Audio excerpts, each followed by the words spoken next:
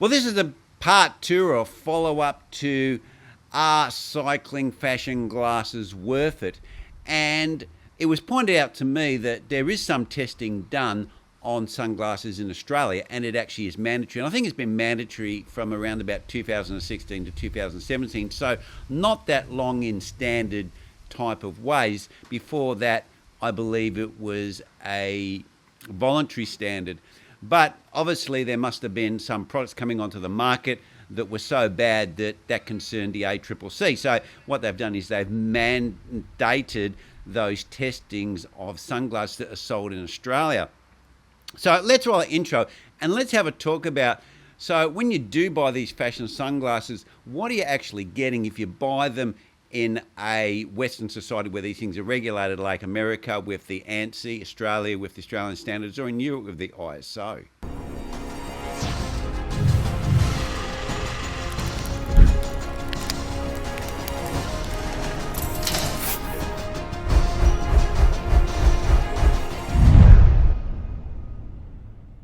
Now, because they are sunglasses and they're supposed to protect your eyes, or people believe they protect your eyes, and I suppose that comes down to you can't sell a product and falsely represent it. So the test is very much around the fact that they don't damage your eyes, which is the UV. Now, the Australian standards generally follow the European standards pretty closely. A lot of them, sometimes they're exactly the same, whilst the ANSI standard, which is the American standards, they usually go their own way. And sometimes the ANSI standards are actually better, and they're much easier to understand when you read them. And sometimes the European standards are better. It just depends on the working group that was involved and how deep they wanted to go into covering that standard related to that product. Now, the standard is slightly different in Australia to the European.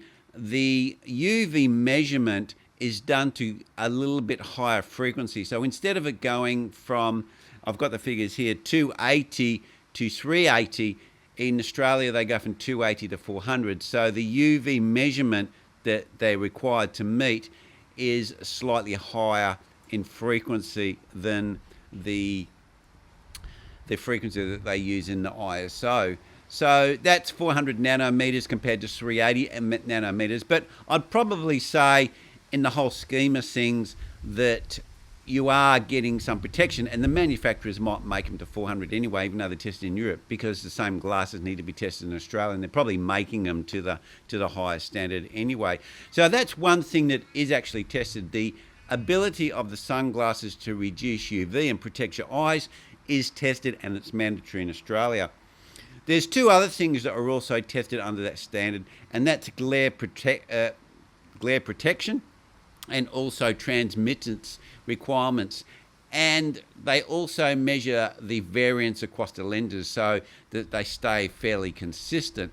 But there is no standard relating to the optics of the lenses or distortion of the lenses, and also there's no impact standard related to when you have safety glasses. So safety glasses do have to meet, should I say, a much more stringent standard.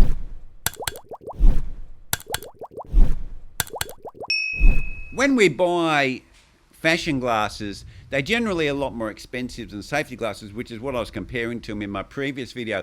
And even though I am making a retraction of that, what I said that sunglasses aren't tested, because that's not true. I got that incorrect, and I wasn't aware they were being tested, and it's actually a pretty recent thing they've started doing.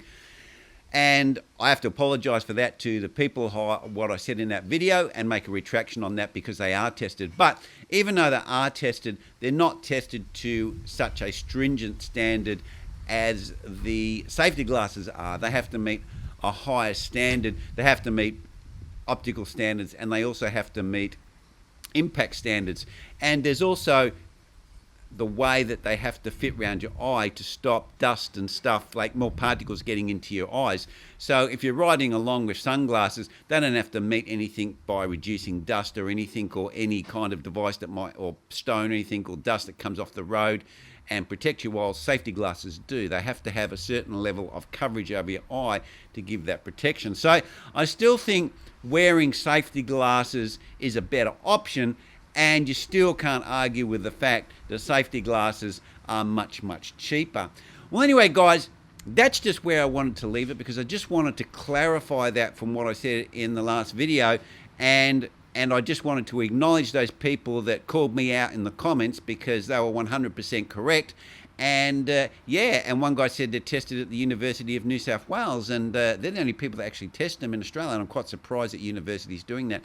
But yeah, shout out to them for taking on that, because you have to have NATA accreditation, which I've actually held. I've had NATA signature, but in a different field. They've got NATA accreditation, and they have machines to be able to adjust a wavelength and test these sunglasses. Okay, guys, leave your comments down below if you've got any.